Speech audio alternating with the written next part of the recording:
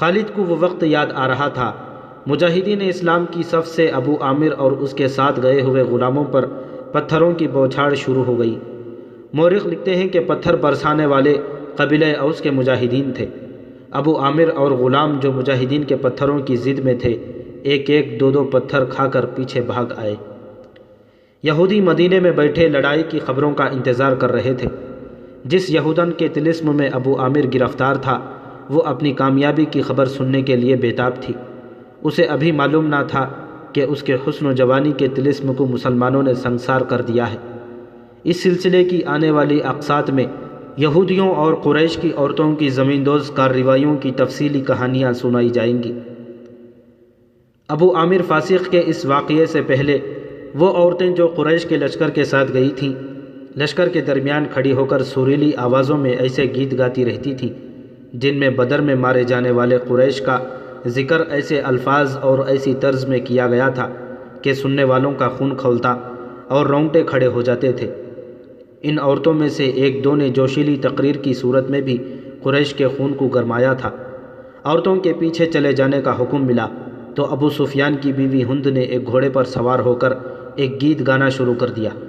اس کی آواز بلند تھی اور آواز میں سوز بھی تھا۔ تاریخ لکھنے والوں نے اس کے گیت کے پورے اشعار قلم بند نہیں کیے۔ انہوں نے لکھا ہے کہ یہ گیت فحش تھا جس میں مرد اور عورت کے درپردہ تعلقات کا ذکر تھا۔ اشعار جو تاریخ میں آئے ہیں وہ اس طرح ہیں۔ ان میں جس عبدالدار کا نام آتا ہے یہ بنو عبدالدار ہے۔ بنو امیہ اسی کی ایک شاخ تھی۔ بنو عبدالدار قریش کا بہت اونچا خاندان تھا۔ عبدالدار کے سپوتوں، ہمارے گھرانوں کے پاسبانوں، ہم رات کی بیٹیاں ہیں، ہم تکیوں کے درمیان حرکت کیا کرتے ہیں۔ اس حرکت میں لطف اور لذت ہوتی ہے۔ تم دشمن پر چڑھ دوڑے تو ہم تمہیں اپنے سینوں سے لگا لیں گی، تم بھاگ آئے تو ہم تمہارے قریب نہیں آئیں گی۔ اس کے بعد ابو عامر فاسق پر مجاہدین اسلام کی طرف سے سنگباری ہوئی اور اس کے فوراً بعد قریش نے مجاہدین پر تیر پھینکنے شروع کر دیے۔ مجاہدین نے اس کے جواب میں تیر برسائے۔ خالد اپنے پہلو والے مسلمانوں کے پہلو پر حملہ کرنے کے لیے اپنے 100 سواروں کے ساتھ تیزی سے آگے بڑھا۔ اسے معلوم نہ تھا کہ بلندی پر تیر انداز چھپے بیٹھے ہیں۔ اس کے سوار بے دھڑک چلے آ رہے تھے۔ راستہ ذرا تنگ تھا، سواروں کو آگے پیچھے ہونا پڑا۔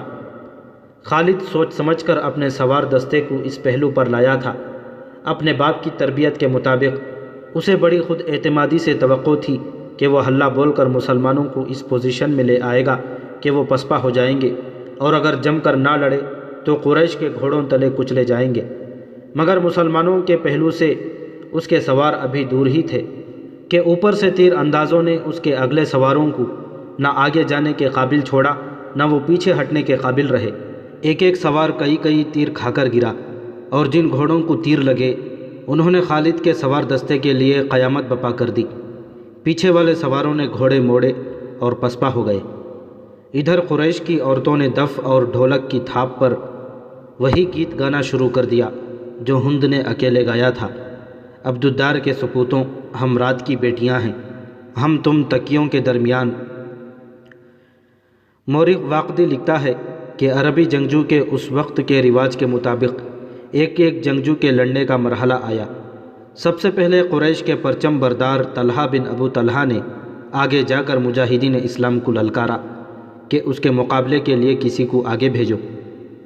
آ میرے دین کے دشمن، حضرت علی رضی اللہ تعالیٰ عنہ نے تند ہوا کے جھونکے کی طرح آگے آ کر کہا، میں آتا ہوں تیرے مقابلے کے لیے۔ طلحہ اپنے قبیلے کا پرچم تھامے تلوار لہراتے ہوئے بپھرا ہوا آیا، مگر اس کا وار ہوا کو چیرتا ہوا گزر گیا۔ وہ ابھی سنبھل ہی رہا تھا کہ حضرت علی رضی اللہ تعالیٰ عنہ کی تلوار نے اسے ایسا گہرا زخم لگایا کہ پہلے اس کا پرچم گرا، پھر وہ خود گرا۔ قریش کا ایک آدمی دوڑا آیا اور پرچم اٹھا کر پیچھے چلا گیا۔ علی رضی اللہ تعالیٰ عنہ اسے بھی گرا سکتے تھے، مگر انفرادی مقابلوں میں یہ رواج نہ تھا۔ طلحہ کو اٹھا کر پیچھے لے آئے۔ اس کے خاندان کا ایک اور آدمی آگے بڑھا۔ میں انتقام لینے کا پابند ہوں، وہ للکار کر آگے گیا، علی آ میری تلوار کی کاٹ دیکھ۔ حضرت علی رضی اللہ تعالیٰ عنہ خاموشی سے اس کے مقابلے میں آ گئے۔ دونوں نے ایک دوسرے کی آنکھوں میں آنکھیں ڈالے، ایک چکر کاٹا پھر ان کی تلواریں اور ڈھالیں ٹکرائیں، اور اس کے بعد سب نے دیکھا کہ حضرت علی رضی اللہ تعالیٰ عنہ کی تلوار سے خون ٹپک رہا تھا اور اس کا مد مقابل زمین پر پڑا تڑپ رہا تھا۔ پھر قریش کے متعدد آدمی باری باری للکارتے ہوئے آگے بڑھے اور مجاہدین کے مقابلے میں مرتے گئے۔ قریش کا سالار اعلیٰ ابو سفیان اپنے آدمیوں کو گرتا دیکھ کر غصے سے باولا ہو گیا۔ جنگی دستور کے مطابق اسے انفرادی مقابلے کے لیے نہیں اترنا چاہیے تھا، کیونکہ وہ سالار تھا۔ اس کے مارے جانے سے اس کی فوج میں ابتری پھیل سکتی تھی، لیکن وہ اپنے آپ پر قابو نہ رکھ سکا۔ وہ گھوڑے پر سوار تھا، اس نے گھوڑے کو ایڑ لگائی اور للکارتا ہوا آگے چلا گیا۔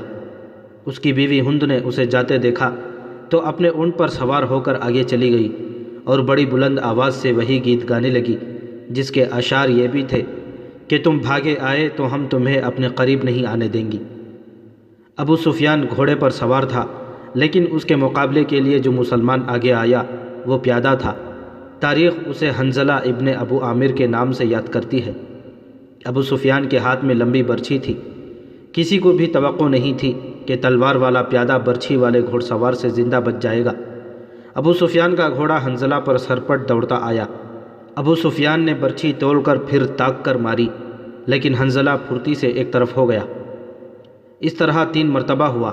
تیسری مرتبہ ابو سفیان کا گھوڑا نکل گیا تو حنظلہ اس کے پیچھے دوڑ پڑا۔ گھوڑا رک کر پیچھے کو مڑا تو حنظلہ اس تک پہنچ چکا تھا۔ ابو سفیان اسے دیکھ نہ سکا۔ حنظلہ نے گھوڑے کی اگلی ٹانگوں پر ایسا زوردار وار کیا کہ گھوڑا گر پڑا۔ ابو سفیان دوسری طرف گرا۔ حنظلہ اس پر حملہ کرنے کو آگے بڑھا تو ابو سفیان گرے ہوئے گھوڑے کے ارد گرد دوڑ دوڑ کر اپنے آپ کو بچانے لگا، اور اس کے ساتھ ہی اس نے قریش کو مدد کے لیے بلایا۔ قریش کا ایک پیادہ دوڑا آیا۔ مسلمان اس غلط فہمی میں رہے کہ یہ آدمی ابو سفیان کو اپنے ساتھ لے جائے گا، لیکن اس نے بے اصولی کا مظاہرہ کیا، پیچھے سے حنظلہ پر وار کر کے اسے شہید کر دیا۔ ابو سفیان اپنی صفوں میں بھاگ گیا۔ آخری مقابلے کے لیے قریش کی طرف سے عبد الرحمن بن ابو بکر آیا۔ مورخ واقدی نے یہ واقعہ اس طرح بیان کیا ہے کہ عبد الرحمن بن ابو بکر کی للکار پر اس کے والد حضرت ابو بکر رضی اللہ تعالیٰ عنہ، جو اسلام قبول کر کے رسول اللہ صلی اللہ علیہ وسلم کے ساتھ تھے، تلوار نکال کر اپنے جوان بیٹے کے مقابلے کے لیے نکلے۔ آگے مسلمان باپ کے کافر فرزند حضرت ابو بکر رضی اللہ تعالیٰ عنہ نے للکار کر کہا۔ رسول کریم صلی اللہ علیہ وسلم نے دیکھا کہ باپ بیٹا مقابلے پر اتر آئے ہیں، تو آپ نے دوڑ کر حضرت ابو بکر کو روک لیا۔ تلوار نیام میں ڈالیں ابو بکر، رسول کریم صلی اللہ علیہ وسلم نے فرمایا، اور ابو بکر کو پیچھے لے گئے۔